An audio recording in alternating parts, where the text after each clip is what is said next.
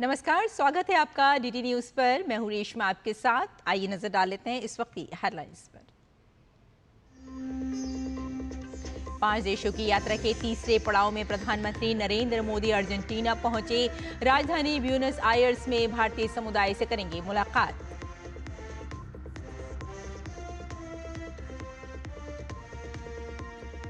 Trinidad और Tobago के बीच हुए 6 समझौते। प्रतिनिधिमंडल की वार्ता में आपसी साझेदारी को और मजबूत करने पर हुई चर्चा।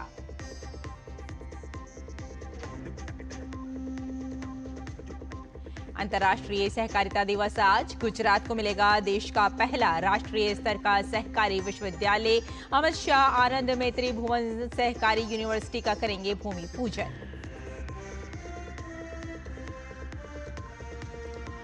अमेरिकी राष्ट्रपति डोनाल्ड ट्रंप के दस्तखत के बाद वन बिग ब्यूटीफुल बिल बना कानून। कर में राहत और सरकारी खर्चों में होगी भारी कटौती। रूसी मिसाइल और ड्रोन हमलों से दहला यूक्रेन। 7 घंटे की लगातार बमबारी से कई इलाके तबाह। राष्ट्रपति ज़ेलेंस्की ने चिंता जताई।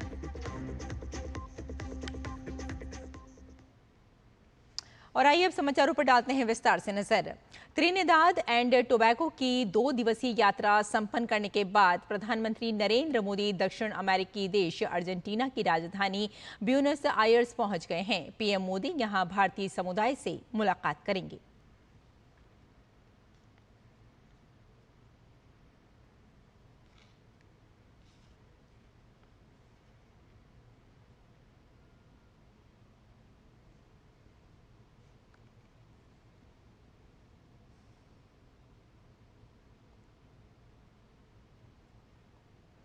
इससे पहले त्रिनिदाद और टोबैगो व भारत के बीच प्रतिनिधिमंडल की स्तरीय वार्ता हुई। वार्ता में प्रधानमंत्री कमला प्रसाद बिसेसर और प्रधानमंत्री नरेंद्र मोदी ने आपसी साझेदारी को और प्रगाढ़ करने पर चर्चा की।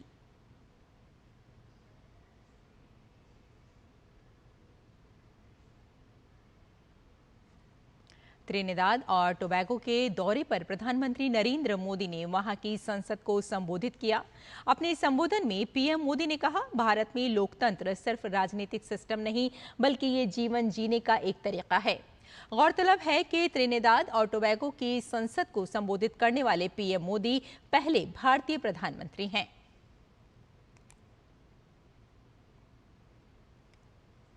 Both our nations rose from the shadows of colonial rule to write our own stories with courage as our ink and democracy as our pen. Today, both our nations stand as proud democracies and pillars of strength in the modern world. प्रधानमंत्री ने कहा कि ये वक्त महिला नेतृत्व विकास का है। भारतीय अर्थव्यवस्था समावेशी है और लोगों को केंद्र में रखकर नई ऊंचाई छू रही है। ऐसे में भारत महासागर के विजन के साथ ग्लोबल साउथ देशों के साथ साझेदारी कर विकास करने के लिए पूरी तरह से प्रतिबद्ध है। India's growth is inclusive and people-centric. We see our development also as a responsibility towards others, and our priority will always be the global south. In times of disaster, we have responded swiftly with aid, relief, and solidarity. Our development partnerships are demand-driven, respectful, and without conditions. Distinguished members, it is time for us to work together to give the Global South its rightful seat at the right table. आतंकवाद के खिलाफ Trinidad Tobago के सहयोग और समर्थन के लिए प्रधानमंत्री ने आभार जताया। Terrorism is the enemy of humanity. This very Red House has itself witnessed the wounds of terror and the loss of innocent blood. We must stand united to deny terrorism any shelter or space. We thank the people and the government of this country for standing with us in our fight against terrorism. Trinidad Tobago की प्रधानमंत्री कमला प्रसाद बिसेसर ने प्रधानमंत्री मोदी के नेतृत्व की प्रशंसा की। उन्होंने कहा कि उनके नेतृत्व में भारत ने बेहतर विकास किया है।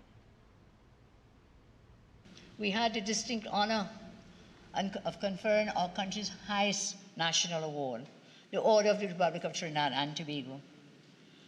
And Prime Minister Modi is recognized internationally as one of the world's most respected, most admired visionary leaders who has transformed and redefined and repositioned his own country as a prominent and dominant global power.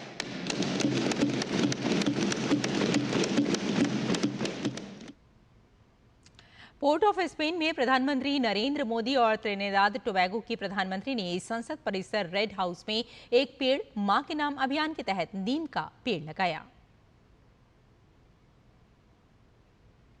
Bharat और Trinidad Tobago के बीच कुल 6 समझौता ज्ञापन पर हस्ताक्षर हुए। ये समझौते फार्मा, भारतीय सहयोग से बनने वाले 58,000 अमेरिकी डॉलर के 5 विकास कार्यों, इसमें स्वास्थ्य, सड़क के इंफ्रा विकास, राजनयिक प्रशिक्षण, खेल और संस्कृति के क्षेत्र में सहयोग को लेकर हुए। छठा समझौता त्रिनिदाद टोबैगो स्थित विश्वविद्यालय में हिंदी चेयर स्थापित करने को लेकर हुआ। प्रधानमंत्री के सफल दौरे के लिए त्रिनिदाद की प्रधानमंत्री ने मिठाई भेंट की। वहीं एक प्रोसेसिंग यूनिट का प्रोटोटाइप भी प्रधानमंत्री को भेंट दी गई। त्रिनिदाद और टोबैगो की राष्ट्रपति कंगालो ने प्रधानमंत्री नरेंद्र मोदी को देश के सर्वोच्च राष्ट्रीय पुरस्कार order of Trinidad and Tobago से सम्मानित किया। Order of the Republic of Trinidad Tobago से प्रधानमंत्री नरेंद्र मोदी को नवाजा गया। प्रवासी भारतीय कार्यक्रम के दौरान त्रिनिदाद की प्रधानमंत्री कमला प्रसाद बिसेसर ने पुरस्कार देने की घोषणा की थी। अंतर्राष्ट्रीय स्तर पर प्रधानमंत्री को मिलने वाला ये 25वां नागरिक सम्मान है। इससे पहले फ्रांस, सऊदी अरब, साइप्रस, रूस, अमेरिका सहित श्रीलंका, भूटान, गयाना और डोमिनिका व अन्य कई देश नागरिक सम्मान दे चुके हैं। प्रधानमंत्री मोदी ने त्रिनिदाद टोबैगो द्वारा दिए गए सम्मान को दोनों देशों की गहन और ऐतिहासिक मित्रता का प्रतीक बताया। उन्होंने 140 करोड़ भारतीयों की ओर से साझा गौरव के तौर पर सम्मान को स्वीकार किया। सम्मान का पहली बार किसी फॉरेन लीडर को दिए जाना हमारे विशेष संबंधों की गहराई को दर्शाता है। यह संबंध हमारे साझा इतिहास और सांस्कृतिक धरोहर पर आधारित है। 180 साल पहले भारत से जो लोग यहां आए थे, उन्होंने हमारी मित्रता की नींव रखी थी। भले ही उनके हाथ खाली थे, किंतु उनके मन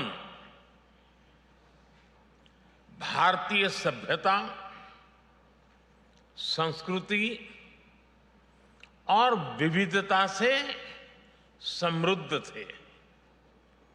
उन्होंने आपसी सौहार्द और सद्भाव के जो बीज बोए थे, वे आज त्रिनिदाद और टोबैगो के प्रति, उनकी प्रगति के प्रति और समृद्धि के रूप में साकार हो रहे हैं। त्रिनिदाद टोबैगो की राष्ट्रपति क्रिस्टीन कार्ला कांगलू ने कहा कि प्रधानमंत्री मोदी को सर्वोच्च नागरिक सम्मान देते हुए गौरव का अनुभव हो रहा है। उन्होंने कहा कि भारत लगातार एक सच्चे मददगार की तरह मजबूती के साथ त्रिनिदाद टोबैगो का साथ दिया है। Trinidad and Tobago is immensely glad to have been able to bestow upon you, sir, our nation's highest honor, in recognition of the tremendous work that you have done with our nation over the years, and for the kindness and the generosity which you have always shown to our country, and indeed our region. Your kindness and generosity to the people of Trinidad and Tobago are legendary. They have been shown time and time again, including, as we have heard, during the crisis of the COVID-19 pandemic, when 40,000 doses of COVID-19 vaccines arrived in Trinidad and Tobago as a result of your personal intervention and action. That act of kindness only further strengthened the long-standing relationship between the governments and people of both of our countries. प्रधानमंत्री नरेंद्र मोदी की Trinidad और Tobago की आधिकारिक यात्रा पूरी होने पर विदेश मंत्रालय ने प्रेस वार्ता की। विदेश मंत्रालय की सचिव दक्षिण नीना मल्होत्रा ने बताया कि दोनों देशों के नेताओं ने द्विपक्षीय संबंधों पर व्यापक चर्चा की। साथ ही दोनों देशों के बीच 6 समझौता ज्ञापन पर हस्ताक्षर किए गए। During the visit, Prime Minister Modi held extensive discussions with the leadership of Trinidad and Tobago, covering the entire gamut of bilateral relationship. A total of 6 MOUs or agreements have been signed between the two countries. जल्द ही Trinidad और Tobago में UPI लागू किया जाएगा। इसके लिए दोनों देशों में समझौता हो चुका है। ट्रिनिडाद एंड टोबैगो पहला देश था इस क्षेत्र में जिसने ये एग्रीमेंट साइन किया हमारे साथ। उसमें प्रोग्रेस ट्रैक पर है। एक NIPL जो हमारी एजेंसी है, national payment corporation international India limited, उन्होंने 2 विजिट भी कर लिए हैं और उनके साथ भी एक सेपरेट एग्रीमेंट हो गया है। नॉर्मली इस तरह के रोल आउट में कम से कम 1.5 से 2 वर्ष का टाइम लग जाता है। तो हमें उम्मीद है कि बहुत जल्दी एक यूनिफाइड पेमेंट इंटरफेस के तरह का एक मॉडल यहाँ भी लागू हो जाएगा। प्रधानमंत्री नरेंद्र मोदी ने अपनी त्रिनिदाद और टोबैगो की आधिकारिक यात्रा को कभी न भूलने वाली यात्रा बताया। सोशल मीडिया हैंडल एक्स पर पीएम मोदी ने एक वीडियो साझा करते हुए लिखा कि त्रिनिदाद और टोबैगो को धन्यवाद, यहां बिताए गए पल कभी नहीं भूले जा सकेंगे। उन्होंने कहा कि हमने भारत त्रिनिदाद और टोबैगो की दोस्ती को नई गति दी है। प्रधानमंत्री नरेंद्र मोदी ने राष्ट्रपति क्रिस्टीन कार्ला कंगालू, प्रधानमंत्री कमला प्रसाद बिसेसर, सरकार और इस अद्भुत देश के लोगों के प्रति आभार जताया।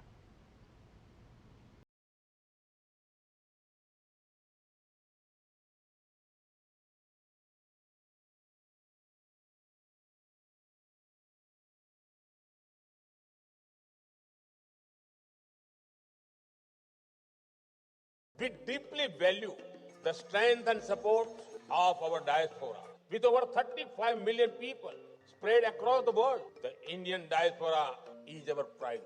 And I have often said, each one of you is a Rashtradoot.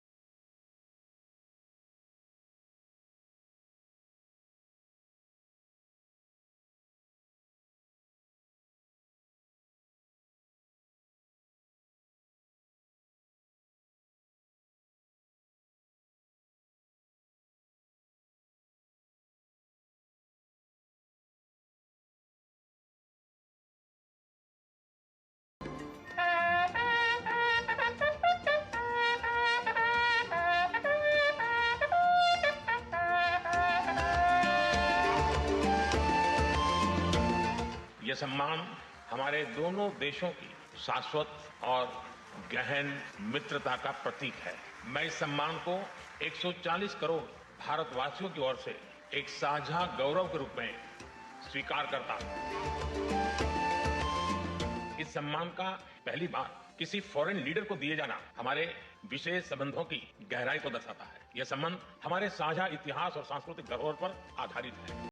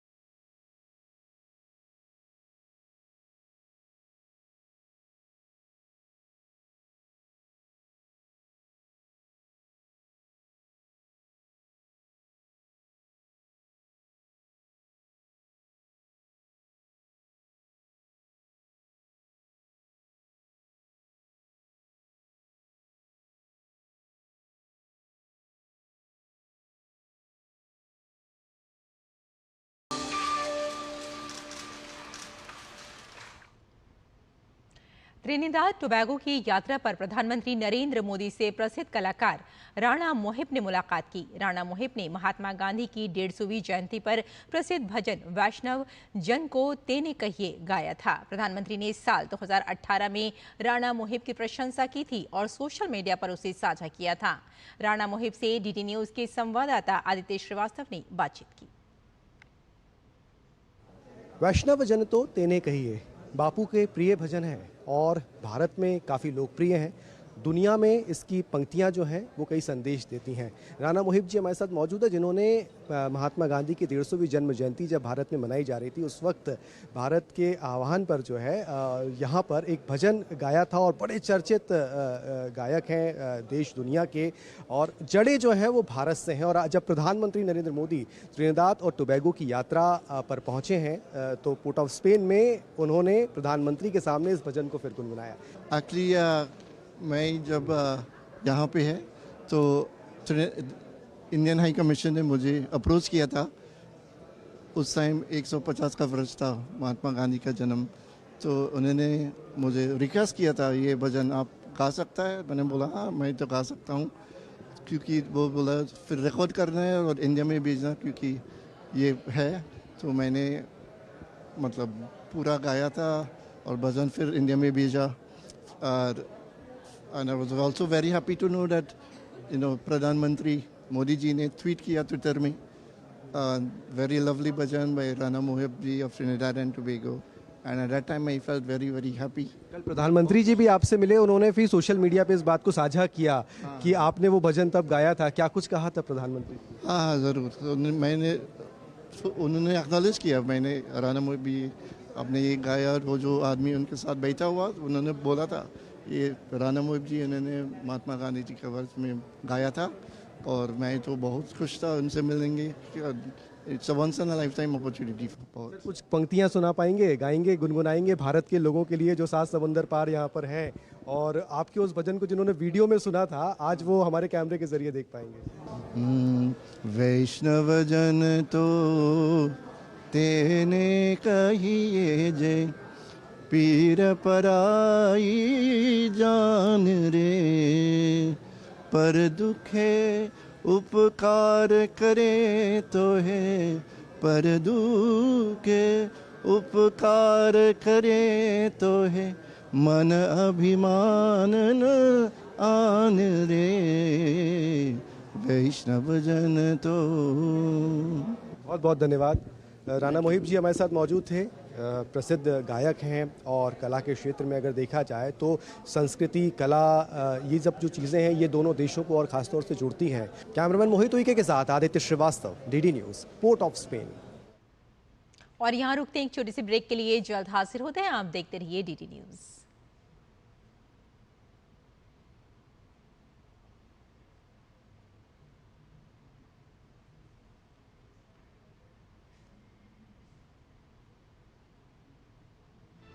हर पल बदल रही है दुनिया, इसलिए हर खबर रखती है मायने। यूरोप से लेकर अफ्रीका, अमेरिका से लेकर एशिया, दुनिया के हर कोने से बड़ी खबरें, हर मुद्दे की गहराई से पड़ताल, लेटेस्ट अपडेट और सटीक विश्लेषण। देखिए अंतर्राष्ट्रीय खबरों का भरोसेमंद कार्यक्रम खबर दुनिया की, सोमवार से शुक्रवार रात 10 बजे सिर्फ डीडी न्यूज पर।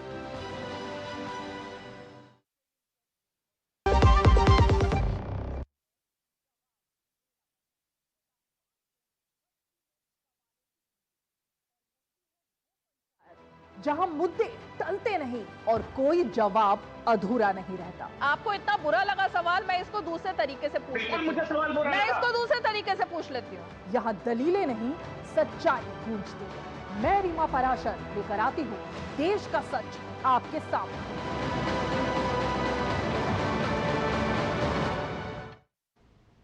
ब्रेक के बाद एक बार फिर आपका स्वागत है। आइए आगे बढ़ते हैं। अंतर्राष्ट्रीय सहकारिता दिवस के अवसर पर केंद्रीय सहकारिता मंत्री अमित शाह आज गुजरात के आणंद में बनने वाले भारत के पहले राष्ट्रीय स्तर के सहकारी विश्वविद्यालय की आधारशिला रखेंगे।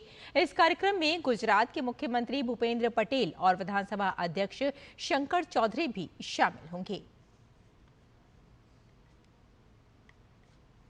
देश में मानसून सक्रिय हो गया है। उत्तर पश्चिम भारत, खास तौर पर पंजाब, हरियाणा, उत्तराखंड और पश्चिमी उत्तर प्रदेश में मौसम विभाग ने अगले 3 दिनों के लिए भारी बारिश का अनुमान जताया है।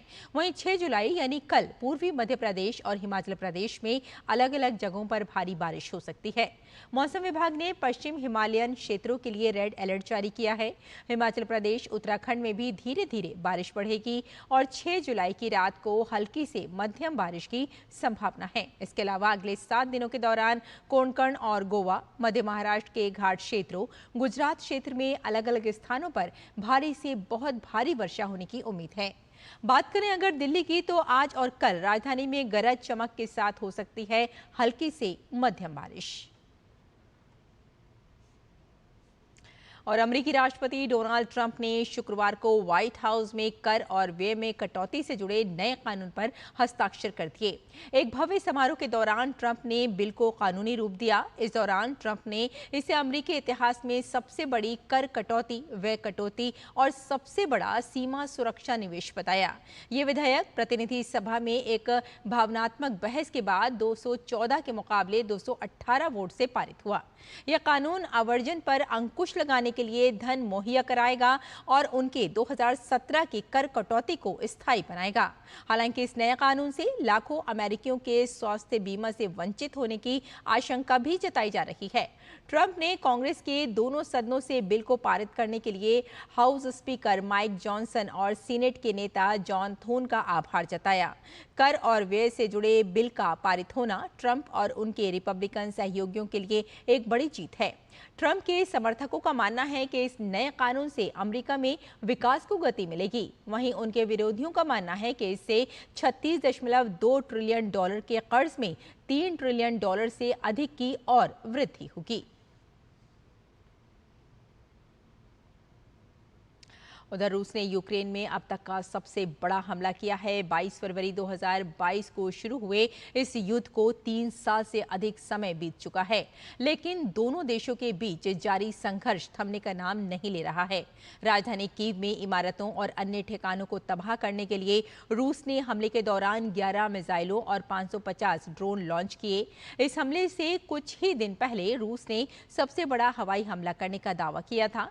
दोनों देशों के बीच शांति बहाल कराने के लिए अमेरिकी राष्ट्रपति डोनाल्ड ट्रंप भी प्रयास कर रहे हैं। अधिकारियों ने बताया कि कीव में बमबारी 7 घंटे तक चली। रूस के इस हमले के बाद राजधानी के कई जिलों में भारी क्षति हुई है। राष्ट्रपति ज़ेलेंस्की ने हमले को लेकर चिंता जताई है।